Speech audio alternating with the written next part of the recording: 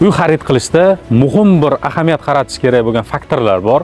Bu quruvchi kompaniyani avvalgi loyihalari, ya'ni yashashga topshirganmi, kadastrlarni o'tkazib berganmi, bularning barchasini ko'rib chiqish kerak.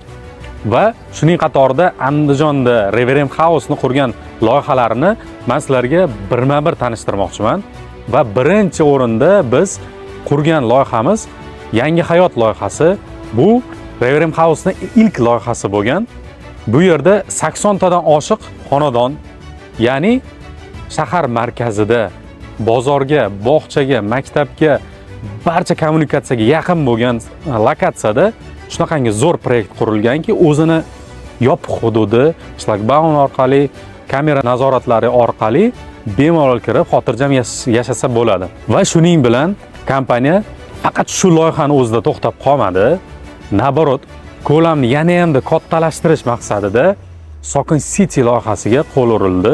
Bu 2022-yil sentyabr oyida start berilgan bu loyihaga. Loyiha umumiy 8 ta blokdan iborat bo'lib, bu yerda 504 ta xonadon joylashtirilgan. Umumiy territoriyasi 82 sotik. Bu loyiha 2022-yil sentyabrda umumiy 8 ta blokdan 3 ta blokka start berilgan.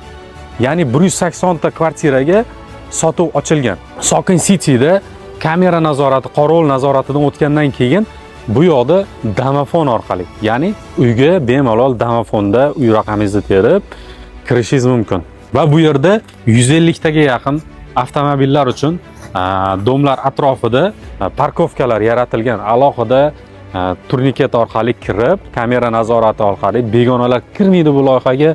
Begonalar mashinasini shunchaki qo'yib keta olmaydi. Shu narsalargacha detal hisob olingan.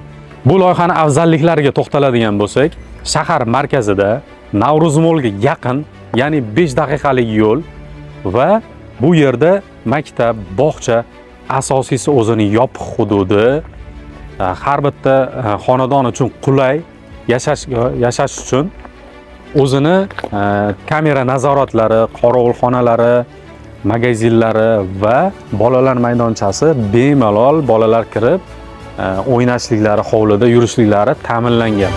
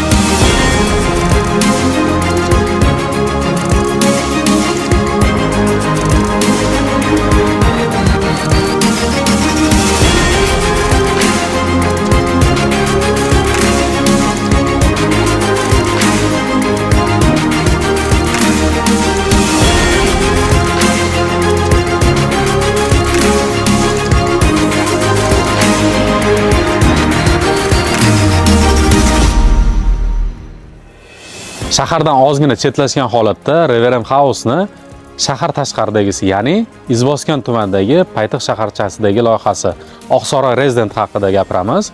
Bu yerda 4 ta blok, ya'ni 5 qavatli bloklar mo'ljallangan. Bu yerda A va B bloklari to'liq egalarga topshirildi. Shu kunda yashab kelishmoqda. D va C bloklari shu yil 26, ya'ni 2026-yilni mart oyiga to'liq topshirib beramiz. Hozir kunda qurilish jarayonlari oxirladi, yakuniga yetish jarayonida.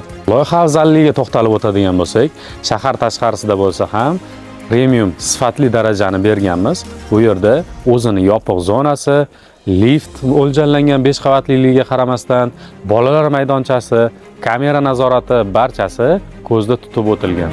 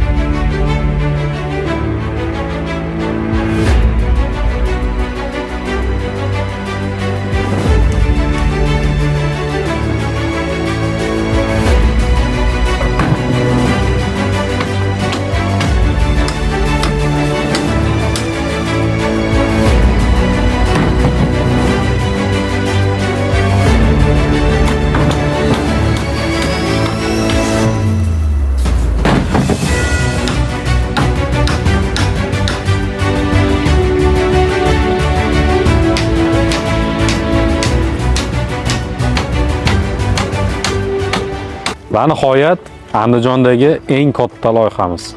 Butunlay boshqalardan farq qiladigani Amir Temur Avenue loyihasi. Hozirgi bosqichda ko'rib turganingizdek B blogi, ya'ni 2026-yil topshiriladigan blogi 9-qavatga yetib keldik qurilish jarayonida. B blokda, ya'ni 6 ta blok bor B blokda o'zida. Bular katlavan jarayondan chiqdi va birinchi etajda va ba'zi etajlari 4-qavatga qarab yaqinlashdi. Loyihani afzalligiga to'xtaladigan bo'lsak, o'zini ichki infratuzilmasida o'zini bog'chasi, fitnesi, kommersiya zonalari, ya'ni produkta uchun, kiyim-kechak uchun hammasi loyihalashtirilgan va shuning qatorida xonadonlar uchun qulay parkovkalar yaratilgan.